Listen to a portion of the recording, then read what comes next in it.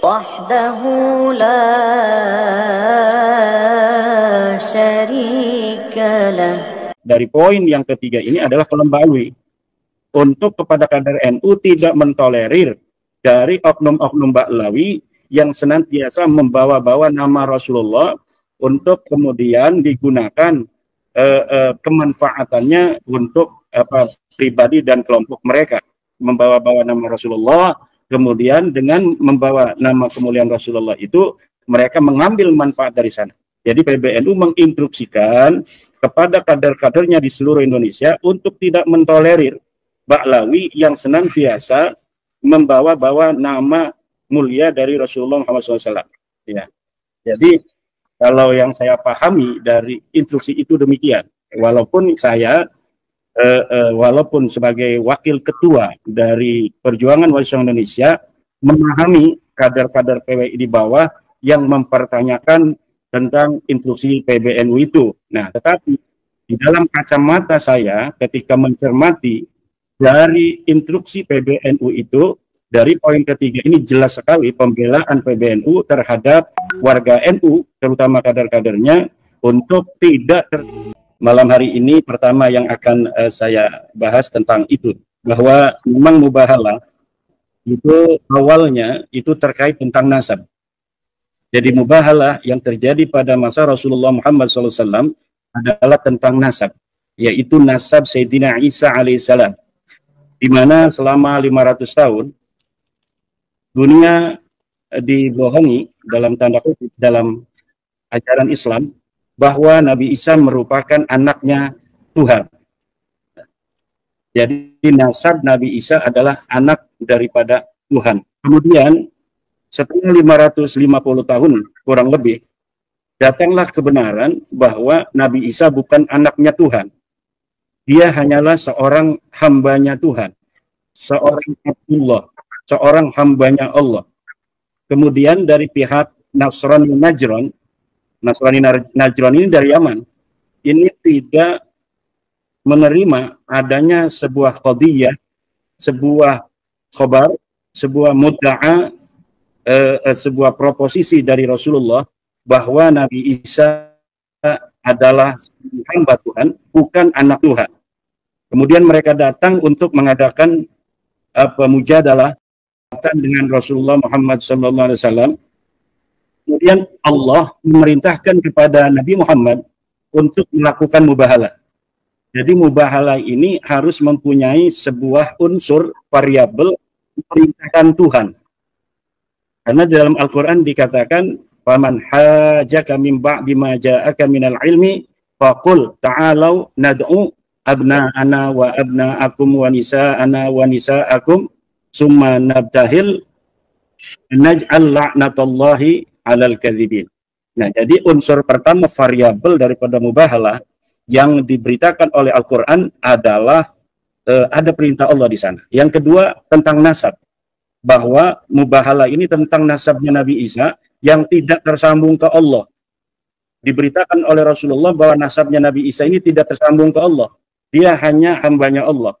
Kemudian orang Nasrani Najran ini tidak terima bahwa nasabnya Nabi Isa tidak tersambung ke Allah. Kemudian mereka diajak mubahalah oleh Rasulullah Muhammad SAW.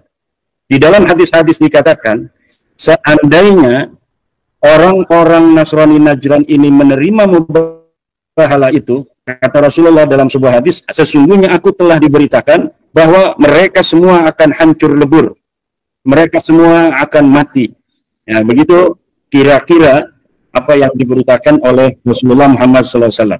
Dan kemudian memang tidak sampai terjadi mubahalah dari orang-orang Nasrani Najran ketika ditentang oleh Rasulullah Muhammad SAW.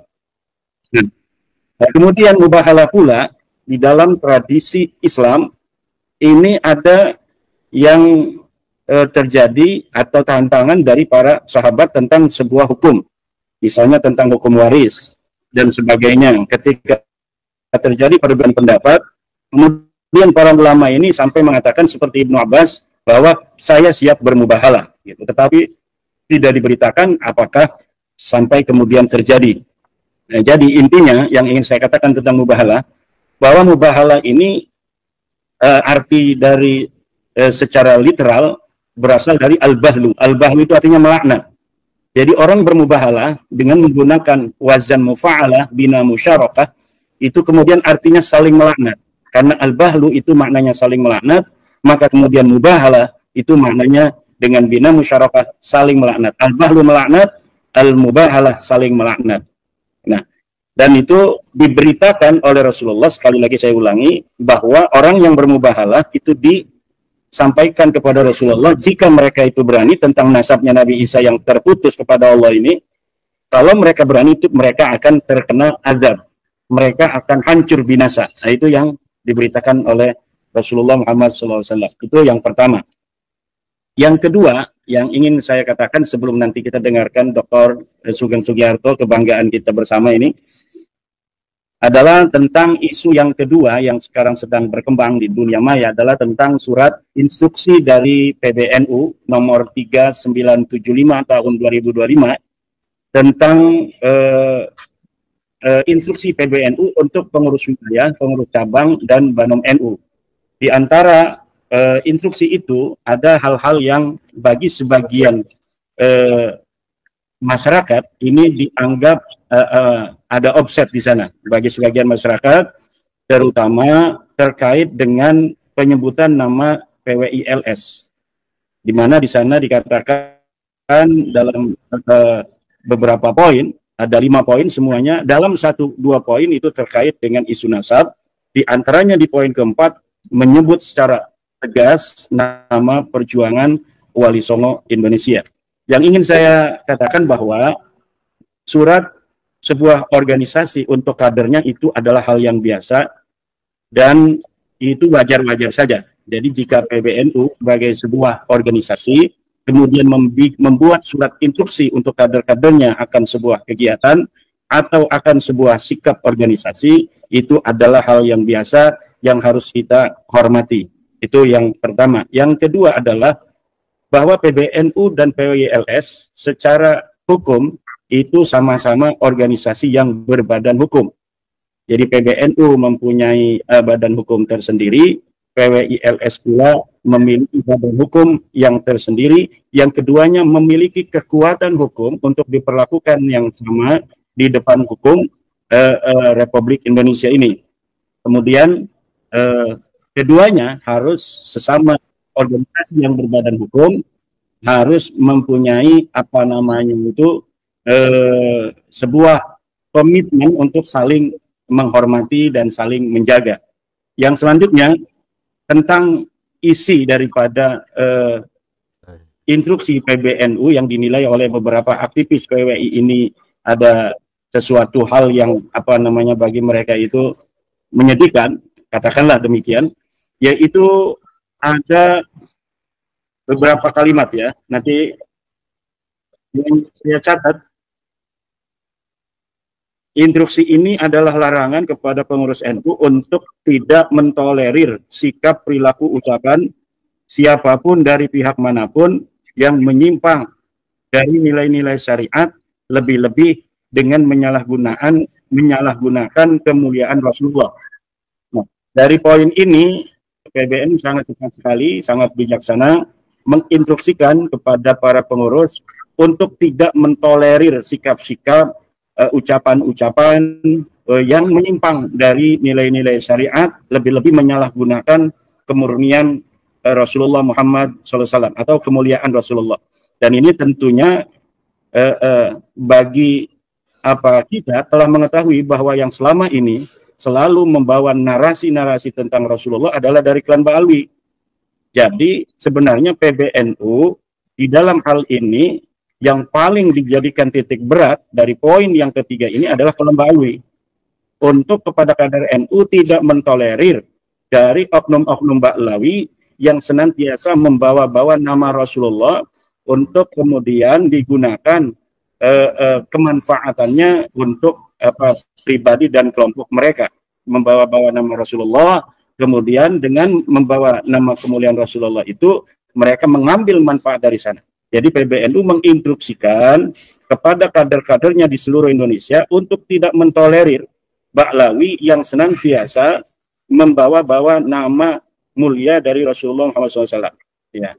Jadi kalau yang saya pahami dari instruksi itu demikian. Walaupun saya walaupun sebagai wakil ketua dari Perjuangan Wali Songo Indonesia memahami kader-kader PWI di bawah yang mempertanyakan tentang instruksi PBNU itu. Nah, tetapi di dalam kacamata saya ketika mencermati dari instruksi PBNU itu, dari poin ketiga ini jelas sekali pembelaan PBNU terhadap warga NU, terutama kader-kadernya, untuk tidak tertipu oleh orang-orang yang menggunakan nama Rasulullah untuk kepentingan pribadi dan kelompok mereka. Kemudian ini yang dipermasalahkan oleh para kader-kader PWI di bawah, yang perlu saya membantu PBNU untuk menjelaskan maksud PBNU. Walaupun nanti ini bisa dibantah kalau apa yang saya katakan, yang saya tafsirkan ini kemudian ada beberapa yang tidak pas dengan PBNU. Di dalam poin 4, instruksi PBNU itu dikatakan, setiap pengurus dan kader NU berkewajiban mencegah perpecahan, tafarruq, dan mendamaikan pertentangan, serta melepaskan diri dari keterlibatan dalam pertentangan mengenai nasab, baik keikutsertaan dalam silang pendapat yang meninggikan nasab, yang meninggalkan adab, maupun keikutsertaan dalam perkumpulan dan organisasi yang sengaja dibentuk untuk menjalankan permusuhan terkait masalah nasab seperti PWILS maupun yang berseberangan dengan PWILS. Yang berseberangan dengan PWILS siapa? Robita Alawiyah, Maktab Daimi, EPI, Jatmanya Pekalongan. Itu yang bertentangan dengan PWILS.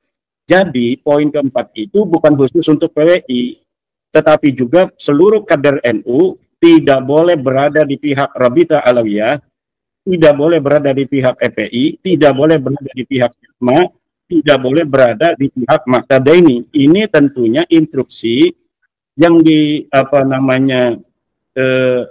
gelontorkan oleh PBNU terkait dengan sebelumnya ada beberapa kader-kader NU bahkan di PBNU yang ikut-ikut membela Nasab Alawi.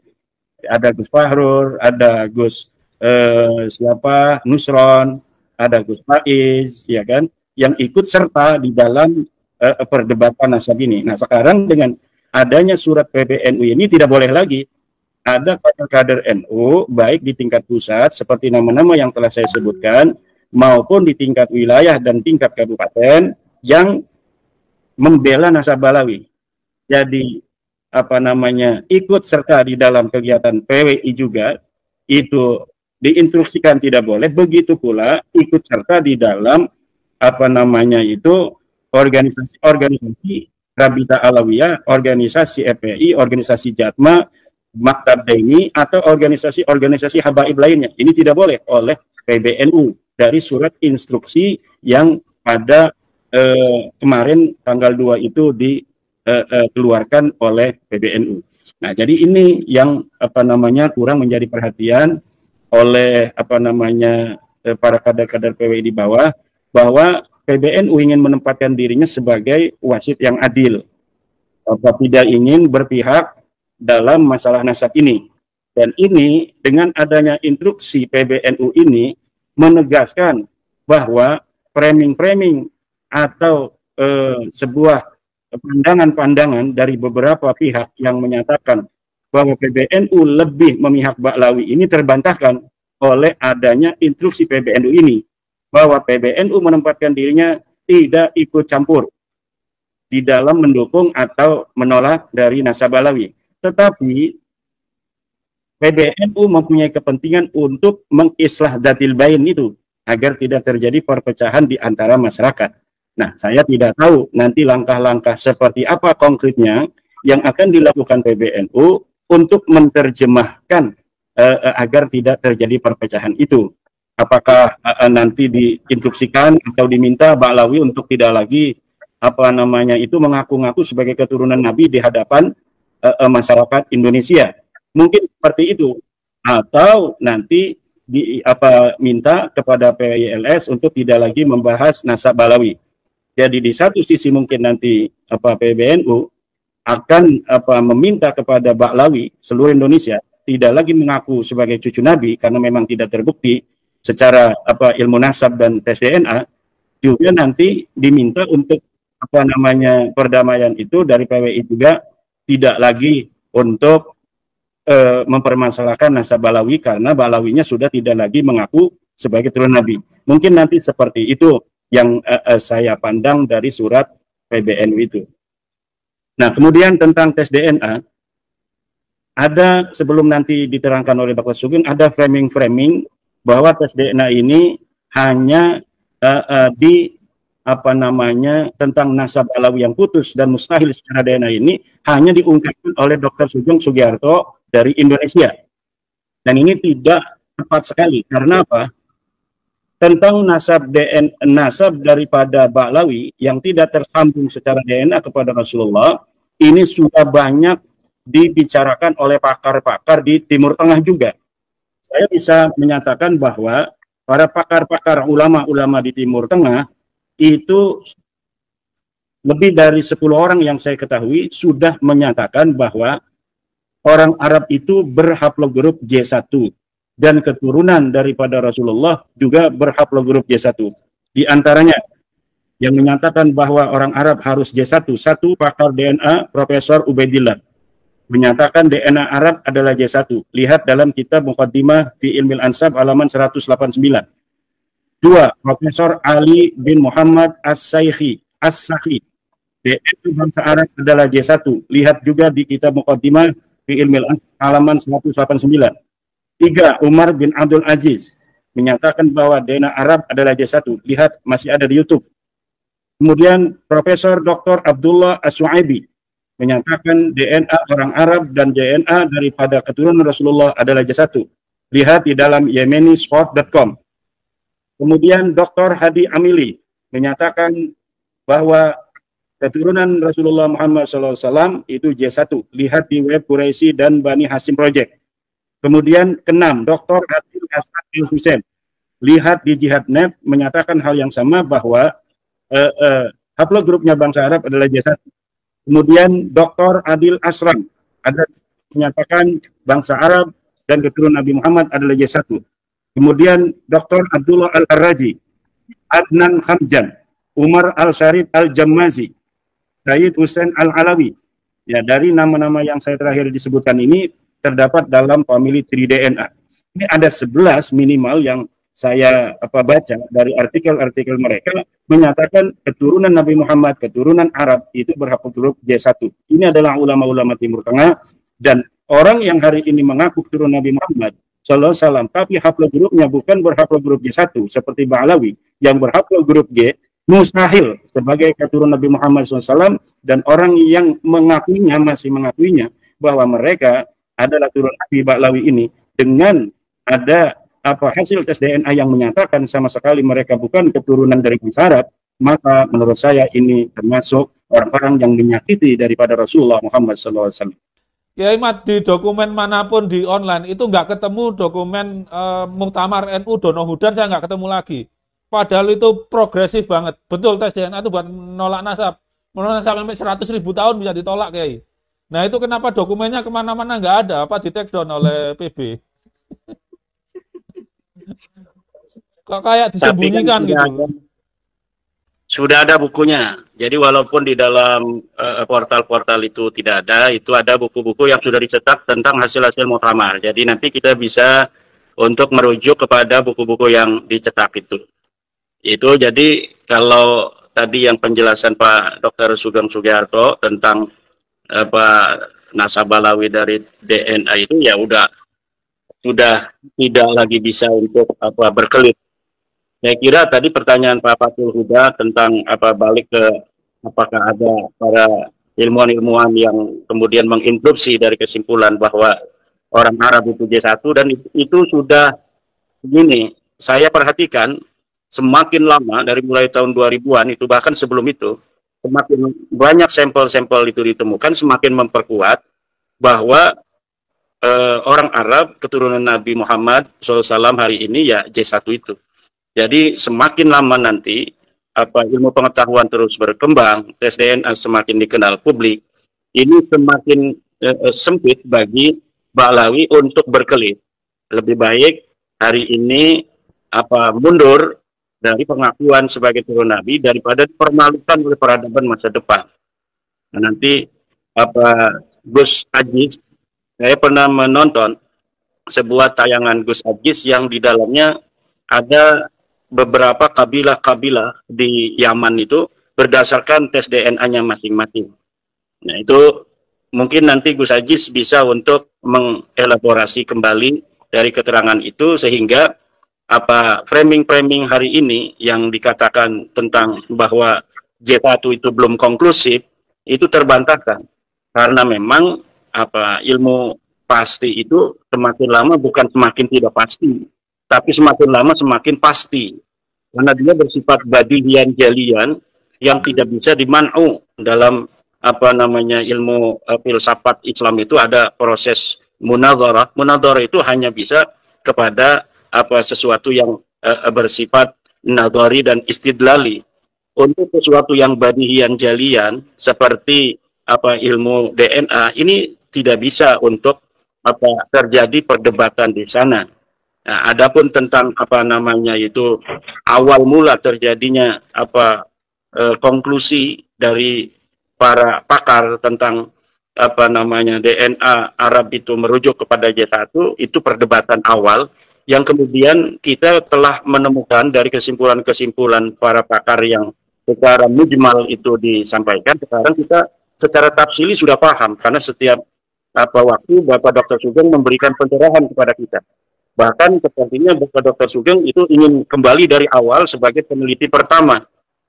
Kita hilangkan dulu J1, kita hilangkan dulu G, kita hilangkan dulu E dan sebagainya. Kita mulai dari awal seakan-akan ini untuk memberikan pencerahan pada kita seakan-akan bahwa ini belum ditemukan gitu kesimpulan. Sehingga kita dengan penjelasan Bapak Dr. Sugeng dari awal itu semakin paham. Kita orang-orang yang otak kanan dari kecil ini bicara tentang ilmu fikih, tentang ilmu tauhid dan sebagainya. Nah, sekarang kita banyak juga menggunakan otak kiri, terutama ketika mencermati apa yang telah disampaikan Dr. Sugeng. Secara betul Dr. Sugeng telah memberi pelajaran pada kita. Kalau kita ingin jadi orang yang paham tentang DNA dari awal, bagaimana DNA itu kemudian bisa merujuk DNA D kepada orang Arab, DNA L pada India, DNA O kepada orang Jepang, Cina, Indonesia, itu kemudian terkait dengan sebuah klaim-klaim nasab dari kabilah tertentu kepada Rasulullah, yang akhirnya dari awal itu orang yang mengklaim pada Rasulullah ternyata haplogrupnya macam-macam. Nah, ini sudah diterangkan secara sempurna dan gamblang oleh Dr. Sugeng.